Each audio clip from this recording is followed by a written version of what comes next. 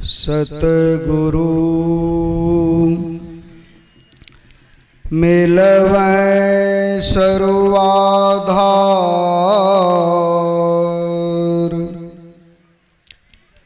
मंगलमय मंगल करना विनवा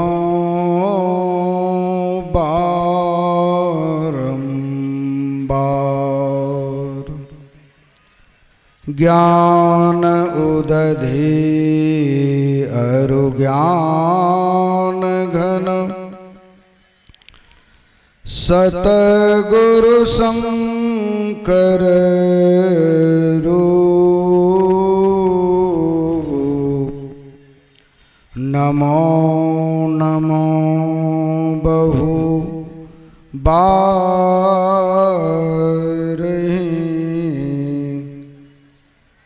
सकल सोपूजन भूप। त्रैलोक पावन प्रातः स्मरणीय अनंत श्री विभूषित परमाराध्य सद्गुरु महाराज के पावन पाद पद्मों में कोटि सहनमन। पावन हृदय महर्षि साई स्वामी जी महाराज के पावन पाद पद्मों में कोटि सहनमन। उनके ही विशेष कृपा पात्र संत मत के प्रधान आचार्य ब्रह्म ऋषि चतुरानंद जी महाराज के पावन पाद पद्मों में कोटि सहनमन। मंचासीन पूज्य साधुचरण, उपस्थित संवेद समादरणीय धर्म प्रेमी महानुभावों, आदरणीय माताओं तथा भक्तिमयी बहनों, सबके हृदय में निवास करने वाले इस दिव्य अलौकिक जगत में सर्वव्यापक उस परम प्रभु परमात्मा को, सभी देवी देवताओं को, सभी ऋषि मुनि संत महात्माओं को मैं प्रणाम निवेदित करता हूँ। साथ ही निवेदन करता हूँ कि एक बार बुलंद स्वर में जय जयकार करें ताकि अनावश्यक शब्द विलीन हो जाए। बोलिए श्री सद्गुरु महाराज की जय। जब तक सत्संग प्रवचन का कार्यक्रम चले आप लोग मुंह को बंद रखें। बाजार में आप लोग मुंह खोलिएगा तो सामान मिलेगा, और सत्संग में मुंह खोलिएगा तो कुछ नहीं मिलेगा। कान को खोल कर रखिए और मोबाइल और मुंह दोनों को ऑफ कर लीजिए। अभी का जो विषय है भक्ति है। भक्ति का शाब्दिक अर्थ होता है सेवा। सेवा उसे कहते हैं जिनकी आप सेवा करते हैं वे आपकी सेवा से प्रसन्न हो जाए। जैसे किसी व्यक्ति को भूख लगी है भोजन दे दीजिए, किसी व्यक्ति को प्यास लगी है पानी दे दीजिए, कोई रोगी है उनकी चिकित्सा करवा दीजिए, कोई बेवस्त्र है उसे वस्त्र दे दीजिए। संसार की संपत्ति संसार के लोगों को दे दीजिए, संसार के लोग खुश हो जाएंगे। लेकिन परमात्मा कैसे खुश होंगे? तो कहते हैं अपने आप को परमात्मा को दे दीजिए, परमात्मा खुश हो जाएंगे। क्योंकि हम आप परमात्मा की संतान हैं। जैसे हर एक माँ बाप अपने बाल बच्चे को चाहते हैं, उसी तरह ईश्वर परमात्मा हम आपको चाहते हैं।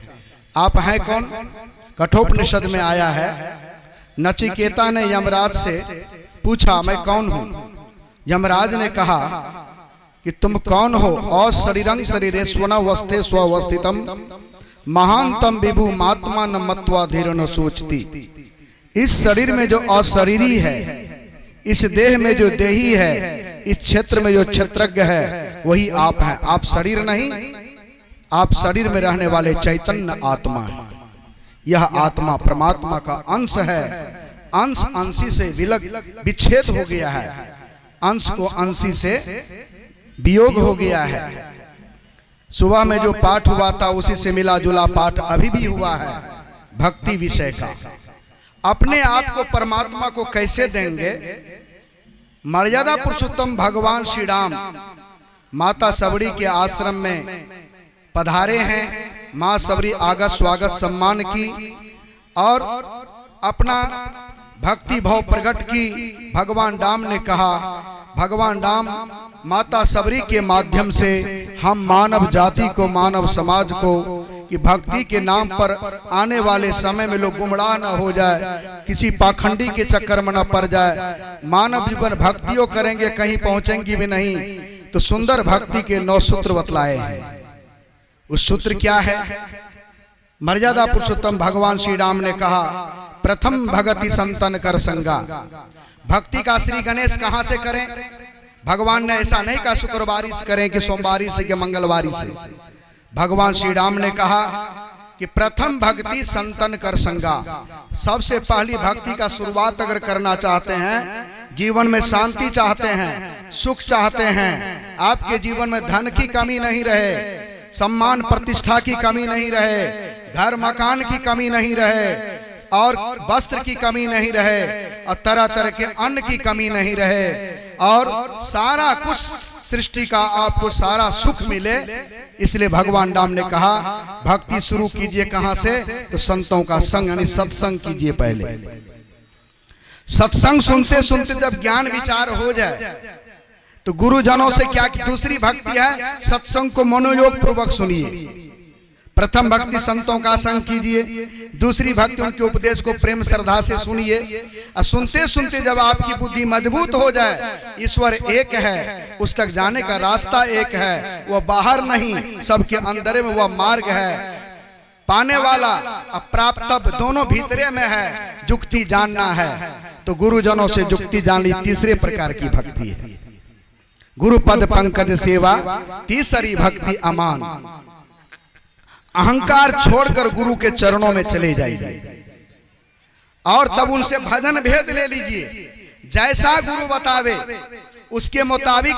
चौथी भक्ति है गुरु के मुताबिक गुणगान यानी स्तुति करें।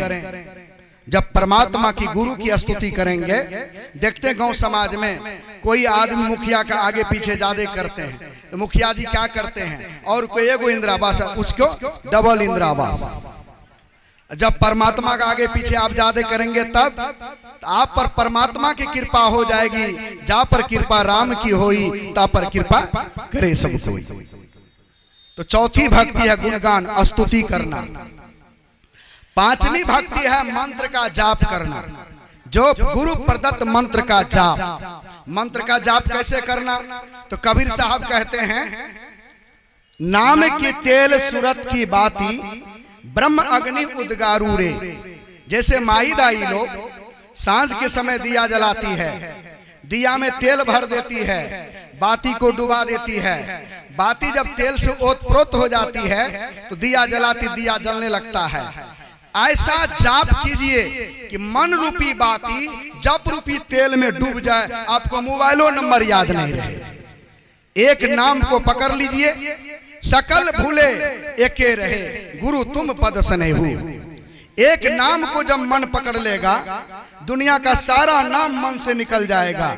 मैंने देखा पूज्य शाही स्वामी जी महाराज को संग में रहने वाले सेवकों का नाम भी भूल जाते थे। गुरु महाराज को भी आप लोग देखे होंगे, मैं बचपन में धरहरा जाता था, दौड़ करके देखता था कि संग में रहने वाले सेवकों का नाम भी गुरु महाराज पूछते रहते थे क्या नाम है। दल बहादुर बाबा को देखा, हरदम संग में रहने वाले सेवक लोग हरदम 5 मिनट पर पूछते थे तुम्हारा क्या नाम है। सकल भूले, एक नाम को जब मन पकड़ लेगा तो बेटा पोता खेत खलियान सब खाता खेसरा भूल जाएगा, और जब तक भूलेगा नहीं एक को पकड़ेगा नहीं। यानी कहते आप ये छोड़ दीजिए, मन को उस ओर लगाइए। एक नाम का जब, एक रूप का ध्यान, एक रूप में जब मन आपका टिक जाएगा तो संसार का सारा रूप जब भुला दें आप, एक रूप के अलावे इष्ट रूप के अलावे, समझ लीजिए हमारा मानस जब मानस ध्यान सिद्ध हो गया। गुरु महाराज गुरु नानक देव जी कहते हैं, इस तरह की भक्ति करने वाले जो लोग होते हैं तो गुरु मूर्ति हृदय उगाइए, जो इच्छे सो ही फल पाइए। सिद्धि शक्ति आ जाती है, जो वो सोचेंगे सब पूरा हो जाएगा। तब है छठी भक्ति है, पांचवी भक्ति तक सगुण साकार भक्ति है, और छठी भक्ति इंद्रियों का दमन करना। छठदमशील विरति बहु कर्मा, बहुत से कर्मों को करने से मन में हटाव रखना। संसार की कामना से मन को हटा करके कहते हैं दृष्टियों की क्रिया कीजिए। आंखें बंद करके देखिए, अंधकार मालूम पड़ता है, जहां गुरु का आदेश है वहां देखिए सामने अंधकार मंडल में अपने मन और दृष्टि को टिकाइए। दृष्टि पर मन सवार रहता है। जब दृष्टि डोरी स्थिर रहे तब बीच ही में फाटी हो, खुले राह आसमान की, टूटे भ्रम टाटी हो। अंधकार मालूम पड़ता है। उसी अंधकार मंडल में गौर से देखिए, देखते देखते जिस दिन आपकी दृष्टि बाल के, गुरु महाराज ने कहा सुई अग्रदर होई, सुई के अगले नोक समान सूक्ष्म जगह पर जिस दिन आपकी दृष्टि टिक गई, उसी दिन परमात्मा का द्वार खुल जाएगा। काला काला बिंदु दिखाई देगा, कई रंगों का दिखाई देगा, अंत में जो है वह चमचमाता हुआ बिंदु दिखाई देगा। देखते देखते भीतर में चंद्रमा का दर्शन होगा और त्रिकुटी महल में सूर्य का दर्शन होगा। वहीं से परमात्मा का शब्द सुनाई पड़ता है। ये छठी भक्ति है। जब आपकी दृष्टि वहां टिक जाएगी, सुषमना के घर में जब प्रवेश करेंगे तो सारी इंद्रियां, शरीर मुर्दा वक्त हो जाएगा। यही है इंद्रियों का दमन करना। इंद्रियों का दमन हो गया, वहीं से शब्द सुनाई पड़ता है। सातवीं भक्ति शब्द योग की साधना। गुरु में विश्वास कीजिए, बिनु विश्वास भगति नहीं। गुरु महाराज भी कहते हैं इस तरह की भक्ति। गुरु महाराज क्या कहते हैं? तन नव द्वार हो रामा, अति ही मलिन हो ठामा, त्यागी चढ़ू दसम द्वारे सुख पाओ रे भाई। कबीर साहब भी यही बात कहते, दृष्टियों की क्रिया करो। मेरी सूरत सुहागिनी जागरी, क्या तू सोवत मोह निंद में, उठी के भजनिया में लागरी। कौन भजन में लागरी? खाली ढोलक हारमोनिया वाला भजन में लागरी। यह भी भजन जरूरी है, लेकिन वह भजन कौन? दो कर जोर शीश चरणन दे।